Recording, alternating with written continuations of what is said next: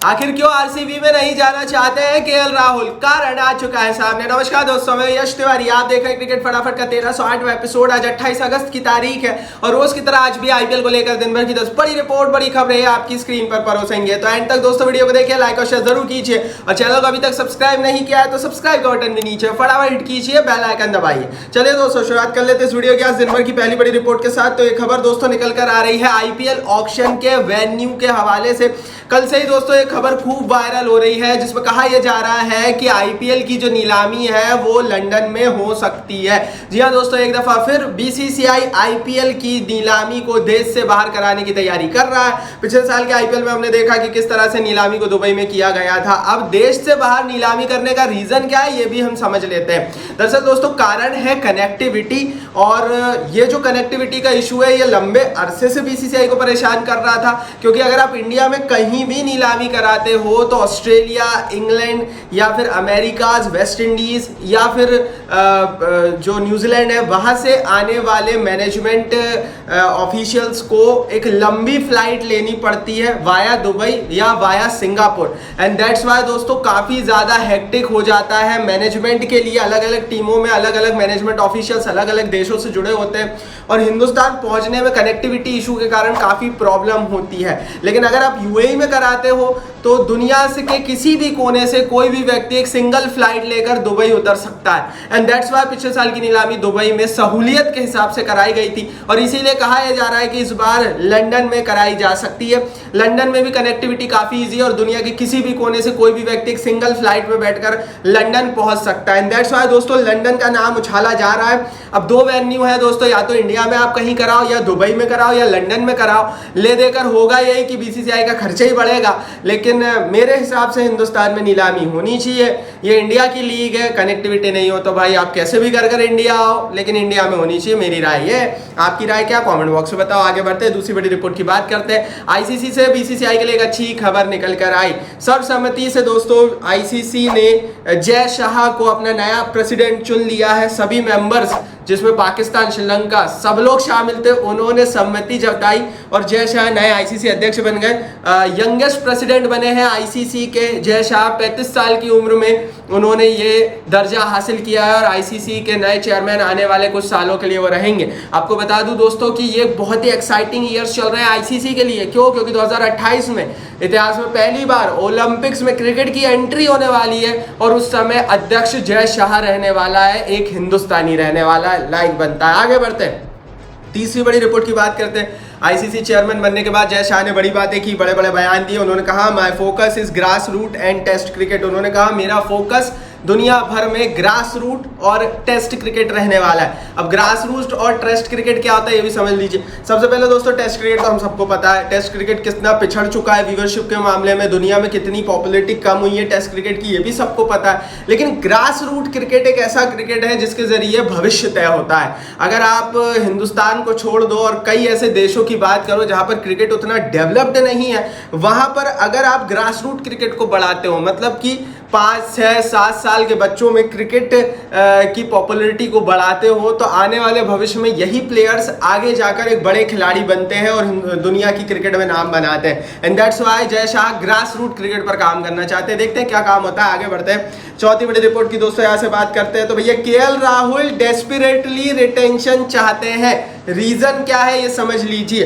दरअसल दोस्तों केएल राहुल के हवाले से कल से ही रिपोर्ट आ रही है कि वो डेस्परेटली किसी भी तरह से लखनऊ सुपर जायंट्स में रिटेन होना चाहते हैं। उनकी मुलाकात रिसेंटली संजीव गोयनका जो कि लखनऊ सुपर जायंट्स के मालिक हैं उनसे भी हुई थी। हालांकि रिसेंटली उन्होंने कुछ इस तरह के बयान दिए जो कि शायद संजीव गोयनका को पसंद नहीं आए होंगे। उन्होंने कहा कि बिजनेस माइंडसेट से आए हुए लोग खेल को ना चलाएं, लेकिन हाँ केएल राहुल ने संजीव गोयनका से यही बात की है कि उन्हें रिटेन होना है। पर ऐसा क्यों है, क्यों वो नीलामी में नहीं जाना चाहते, गणित समझ लेते हैं। दरअसल दोस्तों रिपोर्ट यह है कि इस बार फर्स्ट रिटेंशन 19 से 20 करोड़ रुपए का मिलने वाला है। मतलब अगर केएल राहुल रिटेन होते हैं as a captain, as a first retention ही वो रिटेन होंगे, उन्हें 20 करोड़ रुपए सीधे सीधे मिल जाएंगे। अब यहाँ पर उन्हें कोई नीलामी का झंझट करने की आवश्यकता नहीं है, वो अपनी पुरानी टीम में खेलते रहेंगे और आराम से कंफर्टेबली दोस्तों 20 करोड़ रुपए अपने घर ले जाएंगे। लेकिन अगर वो नीलामी में जाते हैं तो उन्हें नहीं पता है कि उन्हें कितना पैसा मिलेगा। मेगा ऑक्शन में सारे बड़े बड़े खिलाड़ी बिकते हैं, इसीलिए एक दो खिलाड़ी से ज्यादा किसी भी प्लेयर पर इतना पैसा लगने के चांसेस नहीं होते हैं। रोहित शर्मा भी नीलामी में आ रहे हैं तो रोहित शर्मा के ऊपर सारी टीमें अपना पर्स लुटाने की कोशिश करेगी।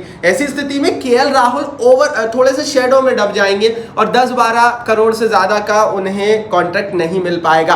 अब 10-12 करोड़ भी बहुत होता है, लेकिन भाई जिसको 20 करोड़ मिल रहे हो वो 10-12 करोड़ मतलब आधे पैसों में क्यों खेलेगा? करोड़ों का नुकसान है केएल राहुल का, दैट्स व्हाई वो रिटेन होना चाहते हैं। और इसी से जुड़ी हुई पांचवी बड़ी रिपोर्ट दोस्तों मैं आपको बता दूं, रॉयल चैलेंजर्स बेंगलोर का क्या ऑफर है और क्यों आरसीबी के साथ केएल राहुल चाहकर भी नहीं जाना चाहते वो भी समझ लीजिए। जैसा कि मैंने आपको बताया, आरसीबी की टीम 10 से 12 करोड़ रुपए ही एक्सपेक्ट कर रही है केएल राहुल के ऊपर, और उससे ज्यादा पैसे रॉयल चैलेंजर्स बेंगलोर क्या कोई भी टीम नहीं लगाएगी। रीजन क्या है? रीजन क्लियर है, सारे बड़े प्लेयर्स, हर टीम को अपनी स्क्वाड बनानी है, तो किसी एक खिलाड़ी के ऊपर कोई भी टीम कितना पैसा बहाने की कोशिश करेगी। And that's why KL Rahul को ये चीज पता है कि आरसीबी में अगर वो जाते हैं तो उन्हें आधी कीमत पे खेलना पड़ेगा। अगर लखनऊ में रिटेन होते हैं तो 19-20 करोड़ मिलेंगे, अगर आरसीबी में जाते हैं तो शायद 10 से 12 करोड़ मिलेंगे। और ऐसी स्थिति में रॉयल चैलेंजर्स बेंगलोर का ऑफर सस्ता है और इसीलिए केएल राहुल नहीं जा रहे हैं। अब केएल राहुल का सस्ते और महंगे से जो नाता है वो काफी पुराना है। इससे पहले पंजाब में थे, जब 17 करोड़ का ऑफर लखनऊ ने दिया था 2-3 साल पहले, तो पंजाब को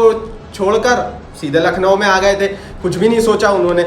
अब लखनऊ अच्छा ऑफर दे रहा है 20 करोड़ का, तो लखनऊ के साथ ही रहना चाहते हैं, रिटेन होना चाहते हैं। वही बात है भैया, केएल राहुल हमेशा से ही हमने उनको देखा है, जब उन्होंने आरसीबी भी स्टार्टिंग में छोड़ी थी, आरसीबी से भी उन्हें रिलीज किया गया था, उस समय भी उन्हें पैसों का काफ़ी ज़्यादा लालच था। एंड इसीलिए भाई यही कहानी है कि वो आरसीबी में नहीं आना चाहते, और आरसीबी भी दोस्तों 10 से 12 करोड़ रुपए लगाना चाहती नहीं है।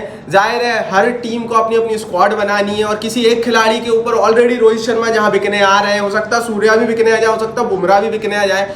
ऐसी स्थिति में केएल राहुल के भाव थोड़े से कम ही रहेंगे, हालांकि 10-12 करोड़ भी बहुत होता। आगे बढ़ते हैं भाई, छठवीं बड़ी रिपोर्ट की बात करते हैं। लखनऊ सुपर जायंट्स के मालिक संजीव गोयनका आज प्रेस कॉन्फ्रेंस करेंगे।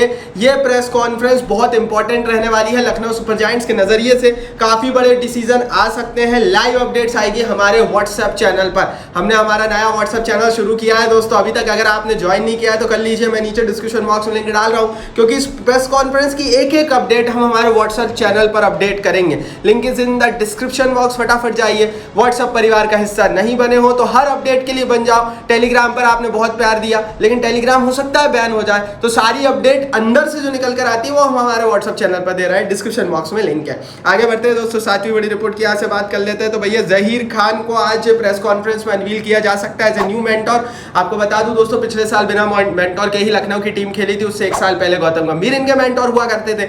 पिछले साल बिना मेंटोर से खेलने के बाद अब इस साल ये जहीर खान को as a coach, as a mentor ला सकते हैं। तो जहीर खान का अनावरण अनवील किया जा सकता है आज प्रेस कॉन्फ्रेंस में, और एक बड़ा डिसीजन केएल राहुल पर भी आ सकता है। बहुत सारे सोर्सेस कह रहे हैं कि केएल राहुल रिटेन होंगे, कुछ सोर्सेस कह रहे हैं कि केएल राहुल रिटेन नहीं होंगे, उन्हें नीलामी में जाना पड़ेगा, कुछ सोर्सेस ये कह रहे हैं कि उनकी कप्तानी छीन ली जाएगी। तो आज की प्रेस कॉन्फ्रेंस में हमें फाइनल बातें पता लग जाएंगी। तो आज की प्रेस कॉन्फ्रेंस की हर अपडेट मैंने आपको बता दिया, कहां मिलेगी, डिस्क्रिप्शन बॉक्स में मिलेगी। आगे बढ़ते हैं, आठवीं बड़ी रिपोर्ट की यहाँ से बात करते हैं। तो भैया जय शाह के आईसीसी चेयरमैन बनने के बाद अब पाकिस्तान क्रिकेट बोर्ड भी थोड़े से टेंशन में आ चुका है। पाकिस्तान क्रिकेट बोर्ड ट्रबल में, क्यों? क्योंकि कुछ महीनों पहले पाकिस्तान क्रिकेट बोर्ड ने कह दिया था साफ साफ कि वो अपने देश में ही चैंपियंस ट्रॉफी कराना चाहते हैं, और भारत को पाकिस्तान में मनाने की सारी जिम्मेदारी आईसीसी पर छोड़ दी गई थी पाकिस्तान क्रिकेट बोर्ड के द्वारा। अब भाई जो जिम्मेदारी जिस पर छोड़ी गई है आईसीसी के ऊपर, उसका तो चेयरमैन ही इंडियन है, जय शाह, जो खुद कहता है कि भैया हम पाकिस्तान नहीं जाएंगे। तो यहाँ से इतना तो कंफर्म है कि चैंपियंस ट्रॉफी हाइब्रिड मॉडल पर ही होने वाली है। बेशक दुनिया के सारे देश राजी हो गए हो, पर भारत राजी नहीं होगा, और आईसीसी में भी अब भैया अपने ही बंदा है। आगे बढ़ते हैं, 10वीं बड़ी रिपोर्ट की यहाँ से बात करते हैं। तो डीपीएल में खतरनाक सेंचुरी लगाने के बाद पीयूष आर्या एक बड़ा आईपीएल कॉन्ट्रैक्ट ले जा सकते हैं। जी हाँ दोस्तों, पीयूष आर्या रिसेंटली डीपीएल में खूब चले, उन्होंने एक एक्सप्लोसिव सेंचुरी लगाई। डीपीएल मतलब दिल्ली प्रीमियर लीग चल रही है, और इसमें दिल्ली के कई सारे लोकल टैलेंट खूब रन चौके छक्के कर रहे हैं। ऐसी स्थिति में जो प्रियांश आर्या है दोस्तों, माफ कीजिए, उन्हें एक बड़ा आईपीएल कॉन्ट्रैक्ट 4-5-6 करोड़ का मिल सकता है। कई टीमों की रडार पर आ गई। ये थी दिन भर की 10 बड़ी खबरें। व्हाट्सएप चैनल को जरूर ज्वाइन कर लो। व्हाट्सएप चैनल की लिंक मैंने नीचे डिस्क्रिप्शन बॉक्स में दे दी है। इस वीडियो को लाइक और शेयर करो। चैनल को सब्सक्राइब नहीं किया तो सब्सक्राइब बटन नीचे भाई बड़ा हिट करके बेल आइकन दबाओ।